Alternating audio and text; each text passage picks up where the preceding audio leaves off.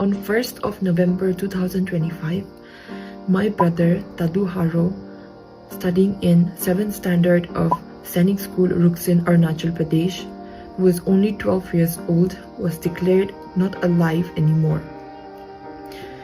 The school authorities informed us that he was missing for his morning PT, and when they started looking for him after a few hours, they found his body a few hundreds of meters away from the school building within the school campus, and it has been assumed that he has committed suicide by jumping off from an overhead water tank, which is about 3 to 4 stories tall for a building. When our family went to the hostel in the evening to collect his belongings, his classmate or his dorm mate informed us that the night before, on the 31st of October 2025, a group of senior students came to the class 7 dormitory and ragged everyone in the dorm. There were 11 students, 8 students from standard 10 and 3 students from standard 8.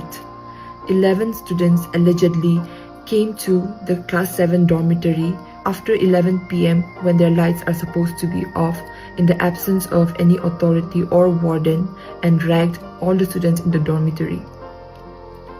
And after they were done, apart from my brother, they told all the other students to cover their heads with blanket and to not look further, and that my brother was taken to the class 10 dormitory alone, where we do not know what happened within those closed doors. His dorm mates do not recollect when or if he came back from the 10th dormitory. Some say that he was not allowed to sleep and was tortured and harassed mentally and physically for hours in the 10th dormitory. Some even say that he was forced to write it down and to say it out loud in front of everyone that he is a thief because he took some books from the seniors without permission, and that he was even threatened that they're gonna make a video of him and make it public next day on the morning assembly and viral on the internet, that Miss Arunachal's brother does such lowly things and that is a thief. I never thought that my name could ever be any sort of burden to my brother, and on his last few hours, the investigation officer, through CCTV footage, showed us a small clip of my brother at around 5:40 a.m. in the morning, where he was going up and down restlessly in the dorm, clearly showing how mentally stressed and restless he was feeling. And he was also seen going into a classroom and writing down a note, and he tore the paper afterwards, but when it was obtained by the police, his last words were, "Seniors tortured me a lot and I don't know what I will do now."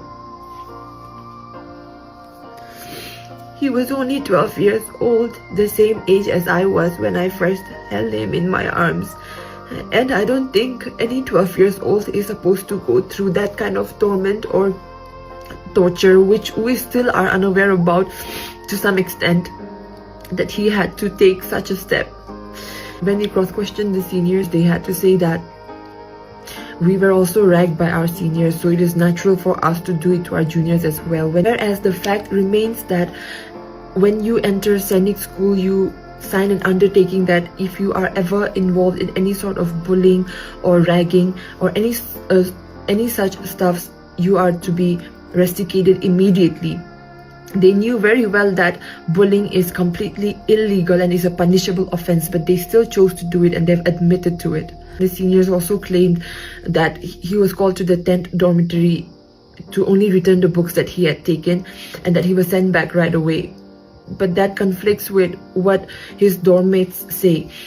And I know my brother, he was a very bright, brave and smart kid, and I don't think this small punishment that the seniors claim would have pushed him to this extent to take his own life. There was much more happening to it that we still do not know. We could not ask a lot of questions because we went there just to collect his things.